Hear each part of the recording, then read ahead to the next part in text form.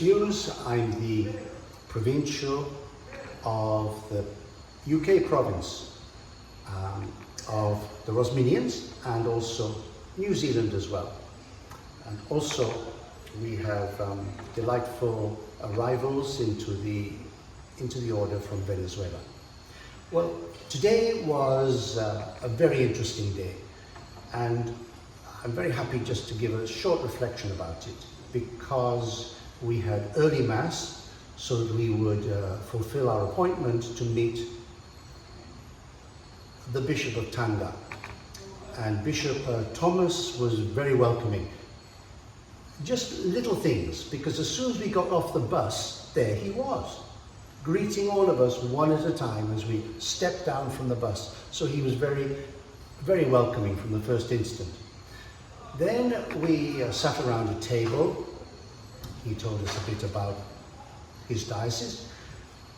We remembered a little bit about him.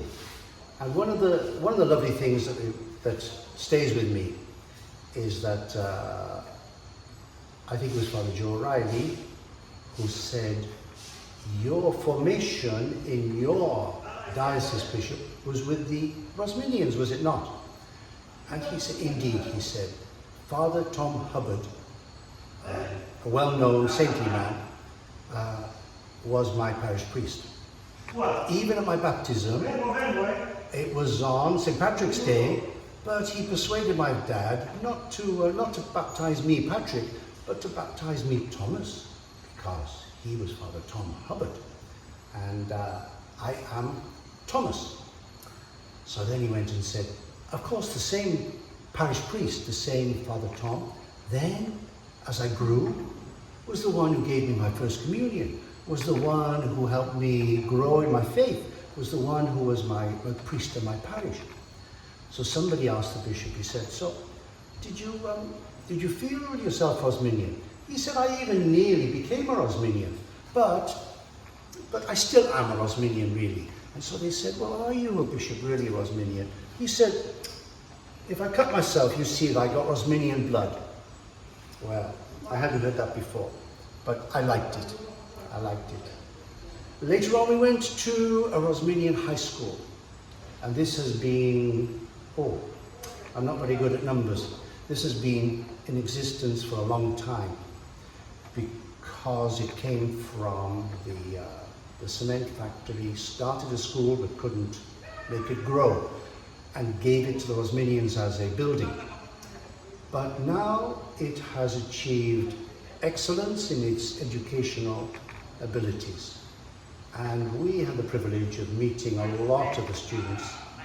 We went around and were greeted by the head, the deputy head, and then we went to a sort of concert in the hall, and we saw some cultural events. We saw some African dancing. We heard, what impressed me, the high level of spoken English that we heard. And later on, as we accompanied the students at lunchtime, I said to them, you know, your English is so good.